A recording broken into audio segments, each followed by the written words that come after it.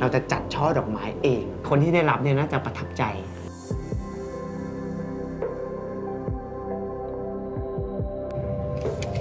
ตอนนี้นะครับผมก็กำลังจะเอาดอกไม้ให้คนที่ผมจะให้นะครับ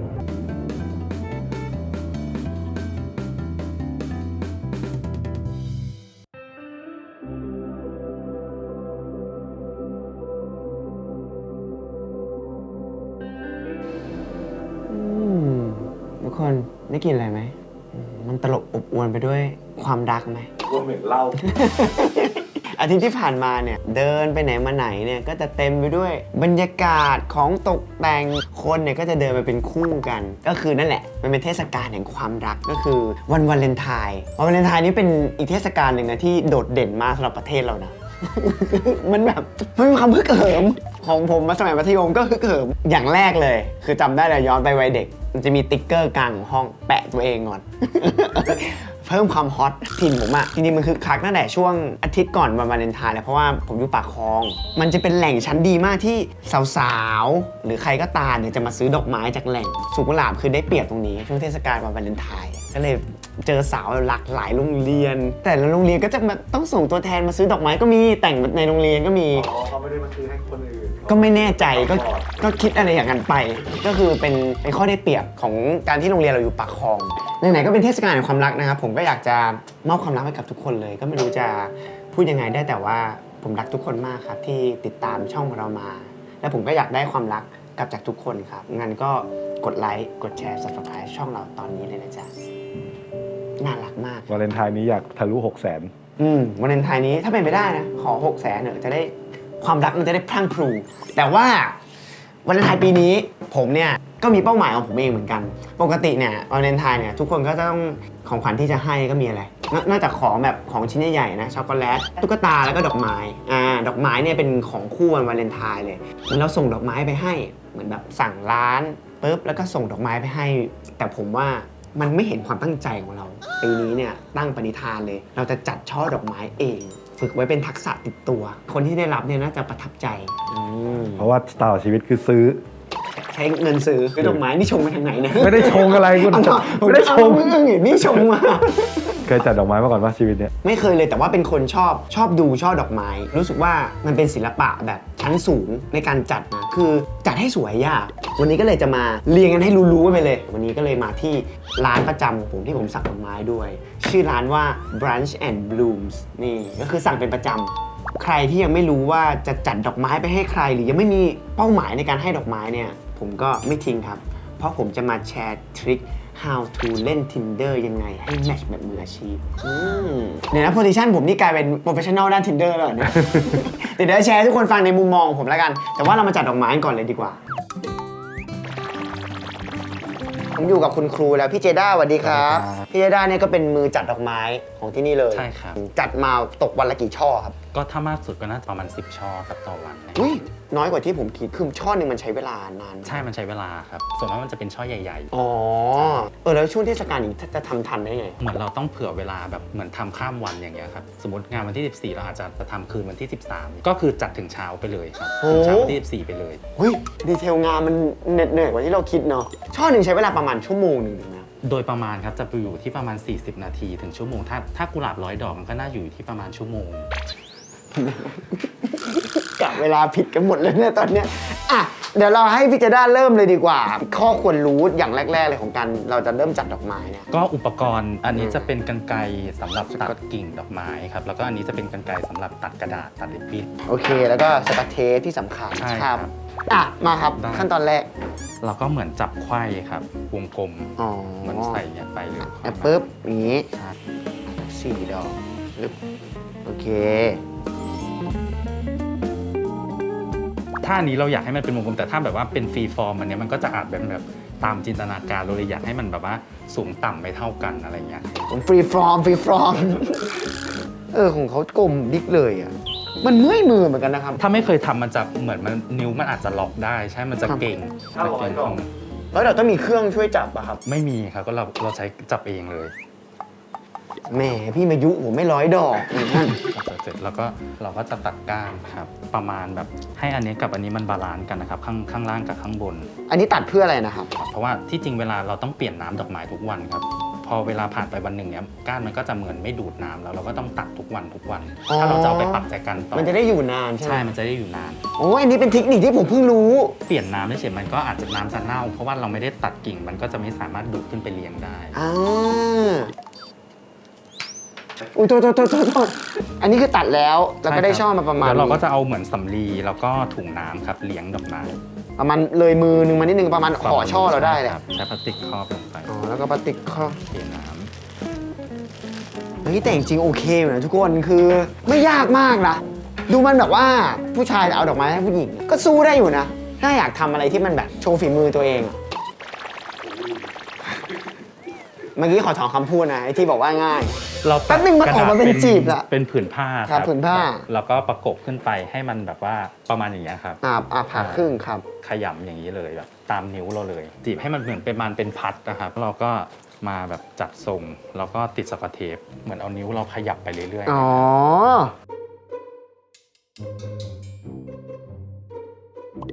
นี่ติดก่อนติดแล้วทุกอย่างดีเอง ๆถ้าเสร็จแล้วก็เอานี้ประกบข้างหน้า อืม ให้มันปิดประมาณแบบครึ่งหนึ่งของดอกกุหลาบครับ ผมต้องเอาด้านสูงอยู่ข้างในใช่ไหม ใช่ครับแล้วก็ติดสกอตเทปครับ เทสกอตเทปเยอะจริง อันนี้เรียกว่ากระดาษสาครับ กระดาษสา ใช่กระดาษสาขาวเอามาประกบกันอย่างนี้ให้มันแบบซ้อนกัน อ้าวนี่คนละแบบแล้วเหรอครับ ใช่ครั อ๋อนี่คนละแบบอ่านฝั่ง2คือพับคนละแบบนะอย่างนี้ แล้วก็เอาช่อวางให้กระดาษมันเหลือบขึ้นประมาณนิดนึงนะครับแล้วก็รวมต่อไปก็พับเหมือนเดิมครับแล้วก็จะประกบด้านข้างซ้ายขวาครับ เล็งอุ้ยเหี้ยคนปกติเขาโดนหนามตำนะคนจัดดอกไม้แต่ผมโดนไอ้เนี่ยที่ตัดสกอตเทปตำมีใครเขาโดนกันแบบเนี้ย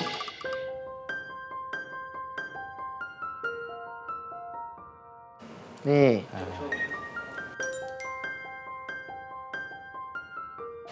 มันได้อยู่นะเนี่ยทำเป็นเล่นคือมันคือศิลปะไม่มีผิดไม่มีถูก ใช่ครับก็จะเป็นฟิลแบบทำไม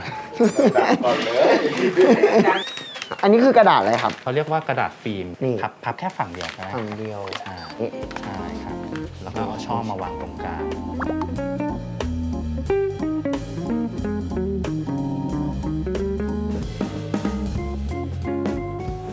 ผูกริบบิ้นนี่ผูกแบบยังไงครับ อันนี้เราจะผูกเหมือนผูกปกติไปเลยครับ ขวาทับซ้าย ใช่ครับตรงขวา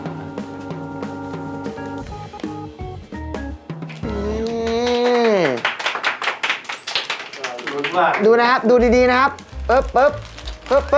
บแยกออกไหมฮะ อันนี้ของผมอ่ะถ่ายให้มันผิดเลยดิ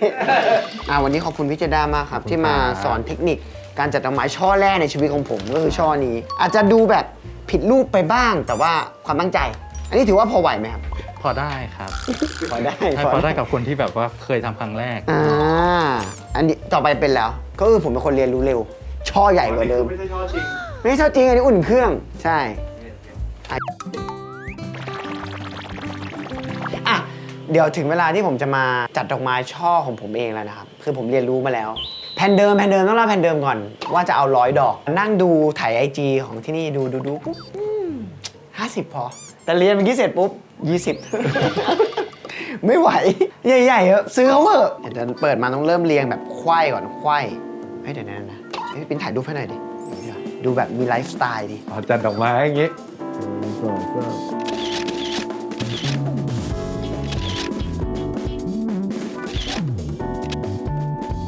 แล้วไหนที่จะบอกว่า how to Tinder อะไรที่บอกไว้ตอนต้น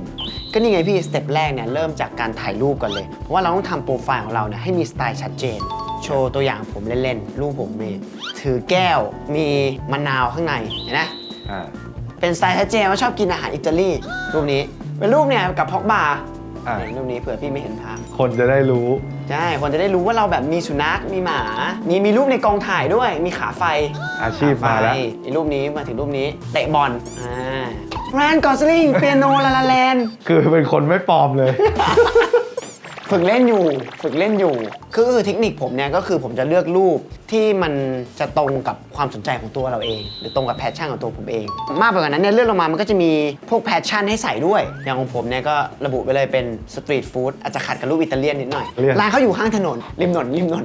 แล้วก็ running travel soccer dog lover อะไรอย่างนี้ แต่อย่างวันนี้เนี่ยเดี๋ยวผมจะอัปเดตรูปจัดดอกไม้ลงไปแล้วก็เลือกแพชชั่นได้ว่าเป็น gardening สาวๆที่รักกันปลูกต้นไม้ชอบดอกไม้เนี่ยก็จะมาแมทช์กับผมได้เอากว้างไปกว่านั้นหน่อยคือถ้าเราสโคปวิเคราะห์ว่าแบบชอบดอกไม้ใช่ไหมชอบของสวยงามตามคาเฟ่เนี่ยเขาจะมีดอกไม้แล้วก็ไปเป็นแพชชั่น Instagrammable Cafe Tour นี่สาวๆที่ชอบคาเฟ่เนี่ยก็อาจจะมาแมทช์ตรงกับเราและอีกสิ่งหนึ่งที่ต้องทำในสเต็ปแรกนะครับเราต้องมี Verify Profile เพื่อเป็นการยืนยันตัวตนว่าเราเนี่ยเป็นตัวตนจริงๆคือมันจะเป็นเครื่องหมายติ๊กถูกอยู่หลังชื่อแล้วก็อายุตรงนี้อย่างผมเนี่ยก็มีติ๊กถูกตั้งแต่แรกเลยคนก็แมทแล้วก็ถามว่าตัวจริงป่ะ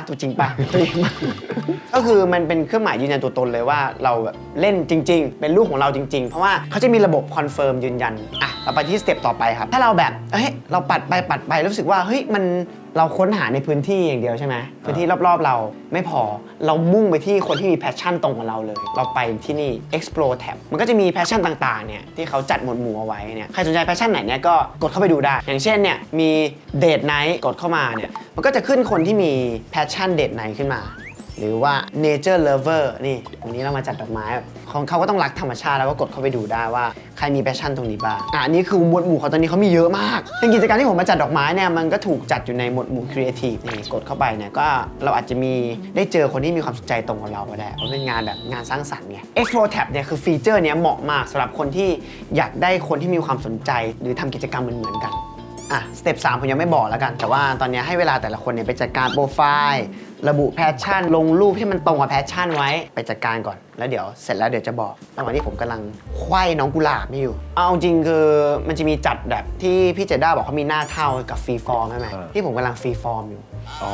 ใช่คือแบบผมรู้สึกว่ามันหลากหลายฝึกแป๊บเดียวเราสามารถแบบอัดแอปได้ใช่คือรู้สึกว่ามันแบบไม่เบื่อ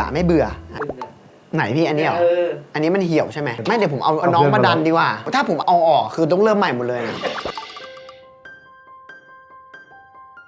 ไอ้หน้ามึงมันดูเป็นคนดีนะตอนมึงแบบพยายามแบบจริงเหรอใช่ยิ้มมุมปากเอาอีกเอาแบบเฟรมเกาหลีอะเราโมมันเยอะมันดูมันต้องกำมันฝีมือพี่มันไม่ได้พอเยอะมันเพราะฝีมือใช่เพราะเซนส์ไม่ไหวก็พันไว้ก่อนแล้วก็ว่ะไม่แต่ผมรุ่นใหญ่คือถ้าเราไม่ฝึกอันที่มันยากมันก็จะไม่ก้าวข้ามไงนี่คอนเซ็ปต์ชีวิตผม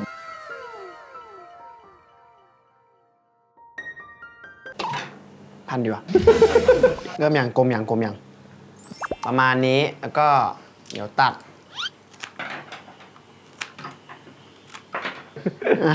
เนี่ยเคยกินร้านก๋วยเตี๋ยวป่ะเนี่ยคือทำทุกอย่างมันต้องดังมันจะดูโปร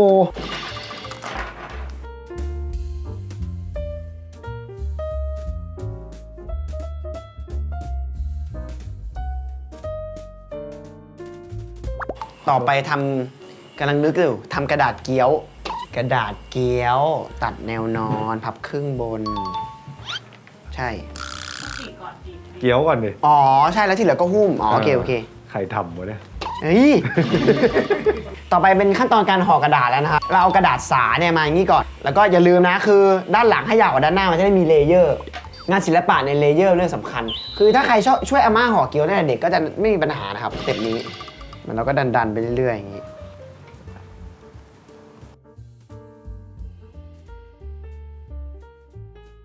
พอเราจีบเกี๊ยวเสร็จปุ๊บแน่ถ้าจำได้ก็คืออยู่ประมาณครึ่งดอกนี่ประมาณนี้อันนี้คือด้านเกี๊ยวเสร็จแล้วด้านหน้าเดี๋ยวมันจะเป็นรูปเป็นร่างกว่านี้พี่ครับผมทำโปรไฟล์เสร็จแล้วพี่จะหรอเสร็จแล้วครับเรียบร้อยเลยแพชชั่นใส่แล้วทุกอย่างขอดูหน่อยโอเค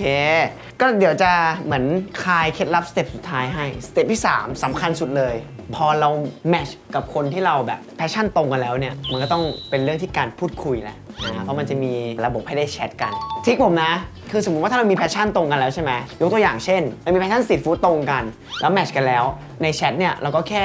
ทักไปก่อน ชื่ออะไรว่าไปแล้วก็ชวนคุยเรื่องที่เขาสนใจเพราะเวลาเราชวนคุยเรื่องที่คนอื่นสนใจเนี่ยมันจะมีข้อมูลในหัวเยอะทั้งตัวเราเองแล้วก็ทั้งตัวเขาเองที่เขาอยากแชร์ให้เราฟังสมมติว่าถ้าเขาสนใจเรื่องมูฟวี่ตรงอันนี้ง่ายเลยหนังเนี่ยคุยกันเท่าไหร่ก็ยาวไม่จบชอบหนังแนวไหนหนังไทยหนังฝรั่งสมมติชอบหนังรักเฮ้ยเคยดูเรื่องBefore Sunrise ยัง Before Sunset ยังชวนคุยสักพักหนึ่งเป็นผมก็จะเปิดเข้าแอปแล้วว่าช่วงนี้หนังในโรงมีอะไรบ้างที่พอลิงก์กับหนังที่เราคุยกันได้เฮ้ยหนังเรื่องนี้น่าดูมากเลยไปดูปะ เก่งดิ หรือไม่ก็อ่านสคริปต์มา เอ๊ะนี่มันทำอะไรนะ นี่แหละครับแนวยาว เอาเข้าหากันใช่เ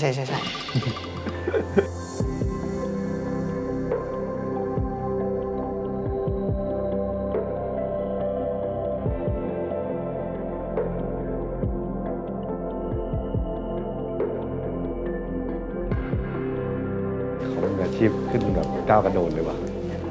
นี่ไง อ่า แน่ริบบิ้น ตัดตูดกระดาษยังอะ ยังแต่ว่าพี่เขาตัดทีละชั้นนี่ไง เอ้ยถุงรั่วมันไม่เห็นความตั้งใจเลยเราจะจัดช่อดอกไม้ในงานจะปีนี้เนี่ยต้องมีเป้าหมายของคนที่ได้รับเนี่ยน่าจะประทับใจ ว่ายังแก้ได้อยู่แต่ ทำไงดีอะครับพี่ถุงรั่วไม่เป็นไรหรอกไม่รู้เกือบจะไม่เฟลละไอ้เหี้ยเฟลจนได้เลยว่ะ แต่ทุกคนแบบชื่นใจ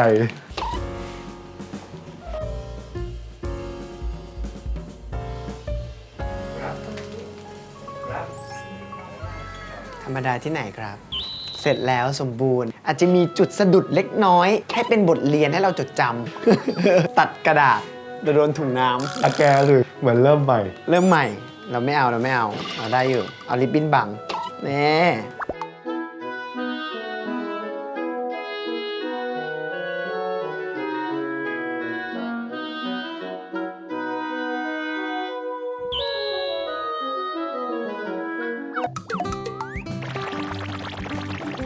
แล้วก็ได้วันนี้เราได้ดอกไม้2ช่อนะครับที่เป็นช่อฝีมือผมเองนะครับช่อนี้เนี่ยเดี๋ยวผมก็จะ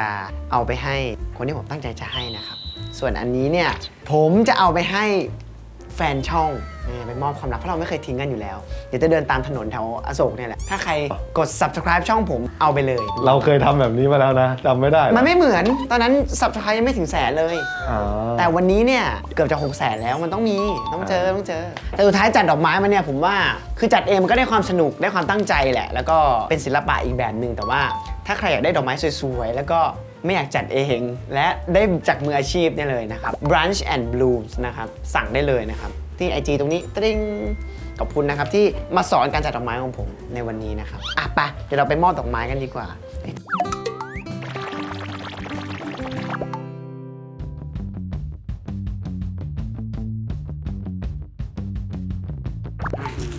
เมื่อกี้แบบไปสั่งกาแฟ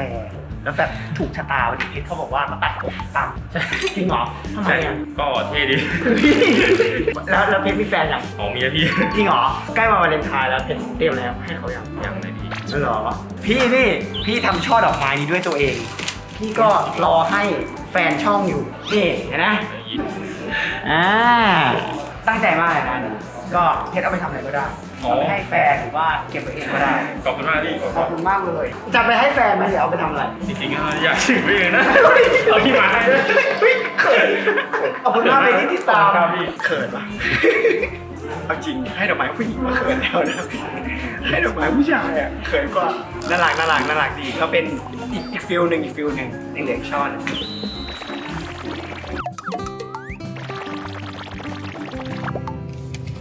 ตอนนี้นะครับผมก็กำลังจะเอาดอกไม้ให้คนที่ผมจะให้นะครับเดี๋ยวจะเขาเรียกอะไร